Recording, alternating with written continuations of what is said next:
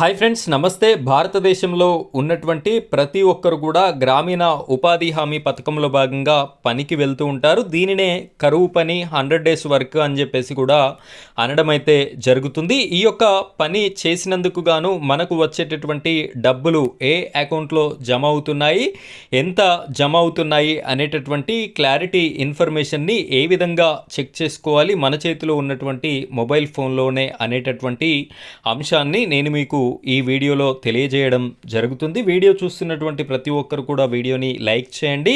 ఆ వెంటనే వచ్చేటటువంటి హైప్ పాయింట్స్ కూడా వీడియోకి ఇస్తారని కోరుకుంటున్నాను. ఇలాంటి లేటెస్ట్ అప్డేట్స్ మీకు నోటిఫికేషన్ రూపంలో రావాలి అనుకుంటే మన ఛానల్ని సబ్స్క్రైబ్ చేసుకోండి. పక్కనే బెల్ ఐకాన్ ఉంటుంది, దాని మీద ట్యాప్ చేసి ఆల్ అని సెలెక్ట్ చేసుకోండి.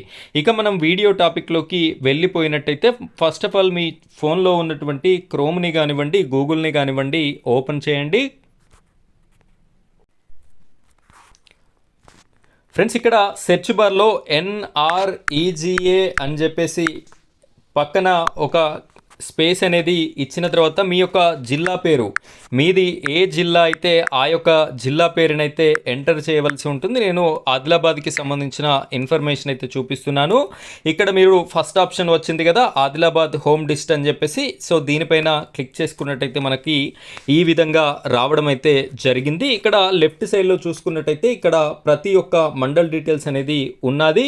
మీ మండలము ఏది అయితే దానిపైన క్లిక్ చేసుకోండి. ఈ విధంగా క్లిక్ చేసుకున్నట్టయితే మరలా పంచాయతీ డీటెయిల్స్ అనేది కూడా రావడం జరిగింది. కాబట్టి మీ యొక్క పంచాయతీ ఏ పంచాయతీ అయితే ఆ పంచాయతీని మీరు సెలెక్ట్ చేసుకోవాల్సి ఉంటుంది. ఈ విధంగా చేసుకున్న తర్వాత ఇక్కడ ఈ విధమైనటువంటి ఆప్షన్స్ వస్తాయి. ఇందులో మూడవ ఆప్షన్ చూసుకున్నట్టయితే జాబ్ కార్డ్ ఎంప్లాయ్మెంట్ రిజిస్టర్ అని చెప్పేసి కనిపిస్తుంది. దీనిపైన మీరైతే క్లిక్ చేయవలసి ఉంటుంది. ఈ విధంగా క్లిక్ చేస్తే ఇక్కడ మీ గ్రామ పంచాయతీలో ఉన్నటువంటి ప్రతి ఒక్కరి జాబ్ కార్డ్, వారికి సంబంధించినటువంటి ఫుల్ హిస్టరీ అనేది కూడా ఇక్కడ ఉండడం అయితే జరుగుతుంది. కాబట్టి ఇక్కడ నేమ్ ఉంటుంది, జాబ్ కార్డు నెంబర్ ఉంటుంది, స్టేటస్ మీరు పనికి వెళ్ళినట్టయితే యాక్టివ్లో ఉంటుంది, లేదు వెళ్ళినట్టయితే ఇక్కడ బ్లాంక్ అనేది కూడా ఉండడం అయితే జరుగుతుంది. సో మీరు ఎవరిదైతే సెలెక్ట్ చేసి చూడాలి అనుకుంటున్నారో ఇక్కడ జాబ్ కార్డ్ నెంబర్స్ ఉన్నాయి కదా, ఈ జాబ్ కార్డు నెంబర్ పైన మీరు 1 క్లిక్ అయితే చేయవలసి ఉంటుంది. ఈ విధంగా క్లిక్ చేసినట్టయితే వారి ఫ్యామిలీలో ఉన్నటువంటి డీటెయిల్స్ అన్నీ కూడా కనిపిస్తాయి. ఇక్కడ జగ్గు అనే పర్సన్ ఇండియన్ పోస్ట్ పేమెంట్ బ్యాంక్లో వీరి యొక్క పేమెంట్ అనేది పడుతుంది. విమల అనే పర్సన్కి కూడా ఇండియా పోస్ట్ పేమెంట్ బ్యాంక్లోనే ఇక్కడ పేమెంట్ అయితే పడడం జరుగుతుంది అని చెప్పేసి క్లారిటీగా మనకి ఇక్కడ చూపించడం అయితే జరుగుతుంది.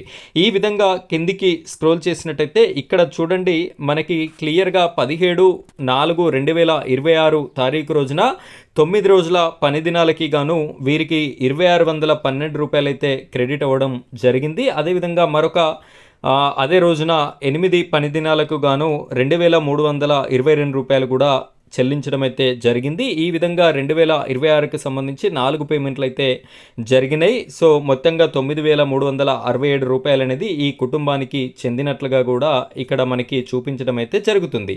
ఇక్కడ ఫస్ట్ 2 పేమెంట్లు పేమెంట్ డ్యూ అంటే డ్యూలో లేవు, ఆల్రెడీ వారి అకౌంట్కి రీచ్ అవ్వడం జరిగింది. ఇక్కడ మాత్రం పేమెంట్ డ్యూ అని చెప్పేసి మనకి ఇక్కడ కనిపిస్తుంది చూడండి, 2068 డ్యూలో ఉంది, 2363 డ్యూలోనే ఉంది.